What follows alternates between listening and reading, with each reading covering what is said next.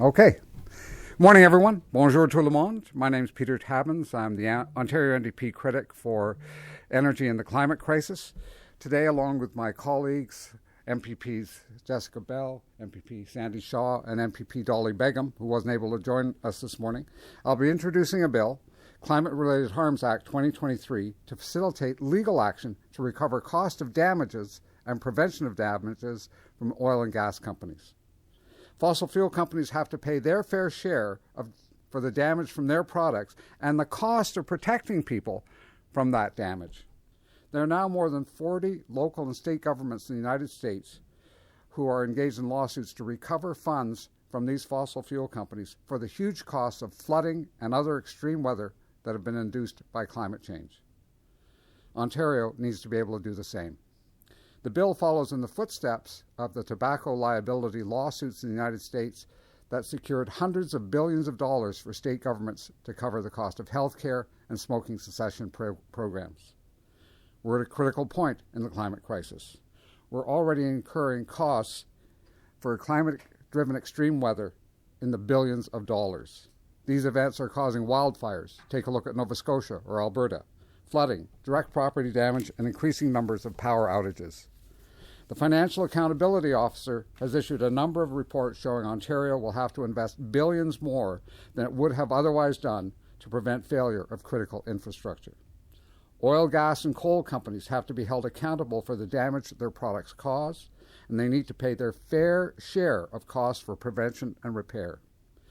Before I turn the floor over to MPP Bell, I want to thank West Coast Environmental Law and Greenpeace Canada for their assistance in preparing this bill. And with that, MPP Bell. Thank you so much for having me here.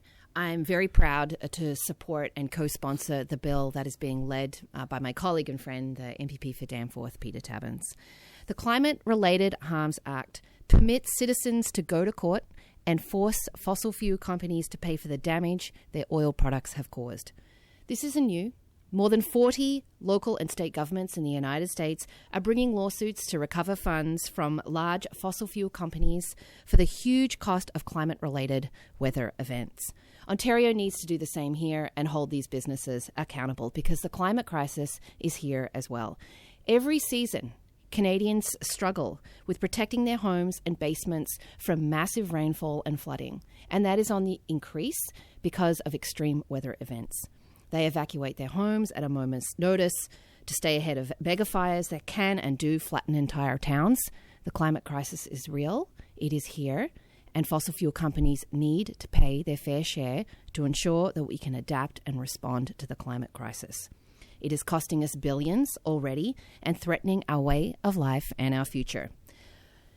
This bill is about building a sustainable future and ensuring that oil and gas companies who profited from the climate crisis pay their fair share to the solution. I'm proud to support this bill put forward by my colleague, and I look forward to the Conservatives doing the right thing and holding these companies to account. Thank you.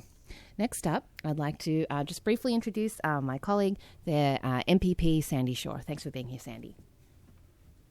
Thank you very much, Jessica. Yes, I'm Sandy Shaw, the MPP for Hamilton West, Ancaster, Dundas. I'm also our party's critic for environment conservation and parks.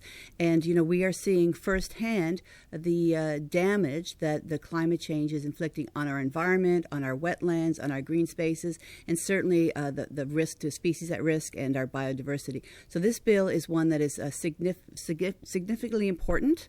It's another way that we can address the ravages of climate change. And I think it's important to underscore that we're talking about about paying the fair share, because any politician who stands up and says they're standing up for, you know, the little guy or for real Ontarians should support this legislation, because we need to clarify how fossil fuel companies will pay their fair share. The cost to protect our communities from the ravages of climate change just continue to augment, and MPP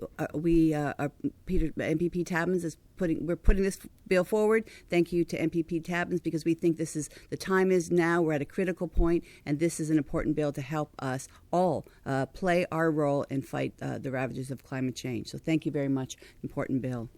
Thanks very much, MPP Shaw. So we're open for questions. Are there any?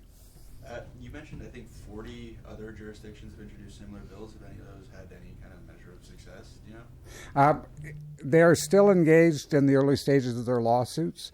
City of New York, City of Baltimore, a number of coastal American states are engaged.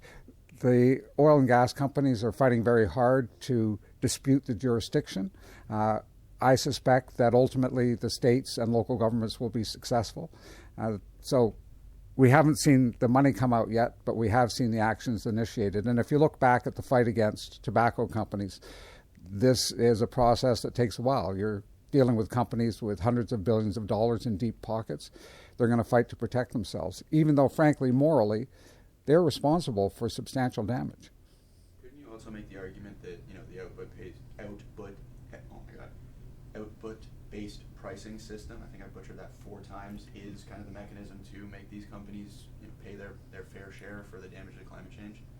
No, I wouldn't make that argument. I understand why people might think that, but in fact, the money that is going to come from those companies for their current emissions doesn't reflect any responsibility for their past emissions, and the scale of damages and the costs are far beyond anything that the output-based pricing system is going to capture. Any other questions? Okay. Thanks very much for your time. It's been a pleasure. Take care, everyone.